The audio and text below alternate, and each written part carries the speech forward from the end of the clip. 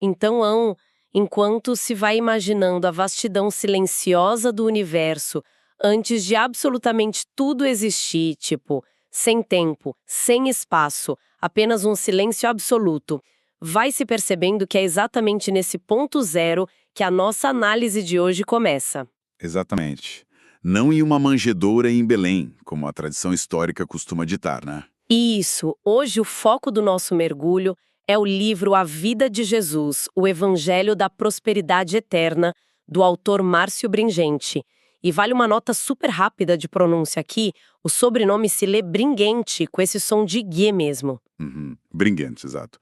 E a grande sacada dessa obra, e o que a gente vai explorar nesse bate-papo, é como ela pega o texto bíblico e trata não só como um documento antigo, sabe?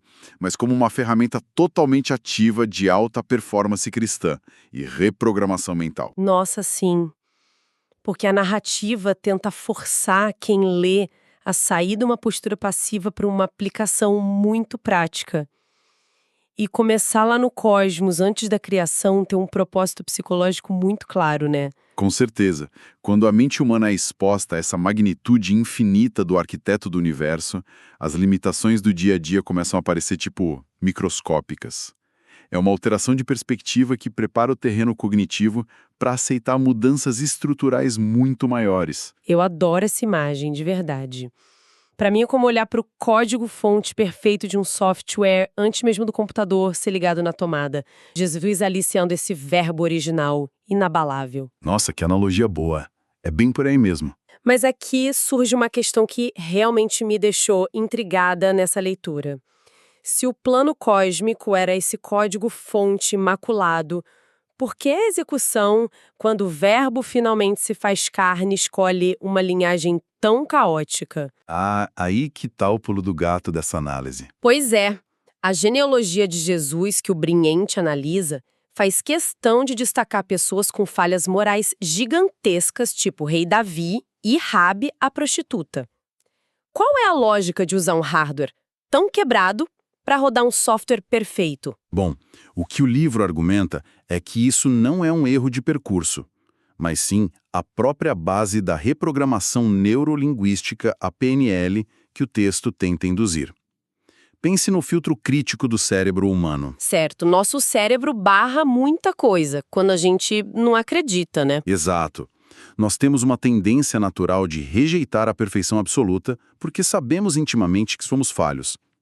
Se a linhagem fosse totalmente intocável, ocorreria um distanciamento gigantesco. Ah, entendi. Fica inatingível para quem escuta. Isso. Ao destacar figuras com falhas profundas, sendo usadas como peças fundamentais da salvação, a mensagem simplesmente contorna as nossas defesas cognitivas. O subconsciente recebe um recado muito libertador, sabe? De que a imperfeição não é um obstáculo que desqualifica a pessoa. Perfeito. É a matéria-prima exata que o plano exige hoje. Então, em vez de paralisar pelo peso da perfeição, quem lê se sente validado. A falha vira literalmente um degrau. Caramba, isso é muito forte. E enquanto essa compreensão vai se assentando e as engrenagens mentais vão girando de uma nova forma, o livro entra num aspecto que parece muito com a terapia cognitiva.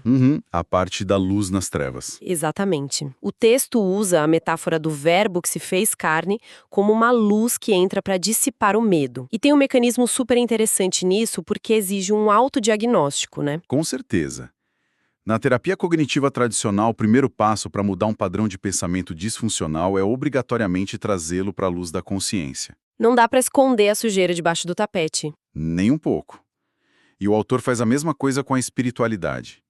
Ele propõe que admitir onde a luz ainda não chegou, ou seja, reconhecer a própria escuridão não é um atestado de fracasso de jeito nenhum. É o mapeamento necessário das conexões que precisam ser refeitas, né? Sem diagnosticar a sombra, fica impossível focar a luz onde precisa.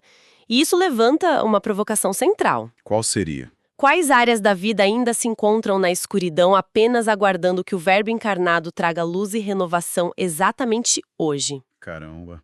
É um choque de realidade dos bons. Afinal, não dá para consertar um vazamento fingindo que a parede está seca, né? Com certeza não dá. E observar essa mecânica funcionando ao longo da obra nos deixa com um pensamento final muito instigante. O argumento é que essa mesma palavra original formou galáxias inteiras a partir do vazio absoluto. Isso aí. E se a gente transferir essa lógica para nossa reprogramação mental, quais novas realidades essa mesma força poderia cocriar dentro da mente de quem decide acreditar e aplicar isso na rotina? Exato. Essa é a reflexão que tira qualquer um da zona de conforto. A narrativa inteira é estruturada para mostrar que o texto exige movimento.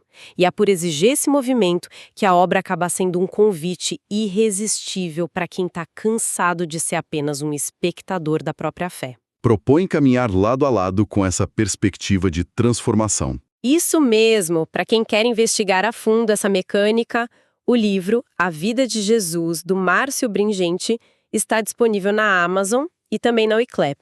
E para quem deseja explorar essas ideias e buscar essa alta performance de forma coletiva, existe um convite especial da obra. O ecossistema chamado de Amigos do Bringenti. Esse mesmo, porque se aquele código-fonte cósmico tem o poder de criar o universo do zero absoluto, a grande pergunta é o que acontece quando se decide finalmente dar o comando para que ele comece a rodar na própria vida.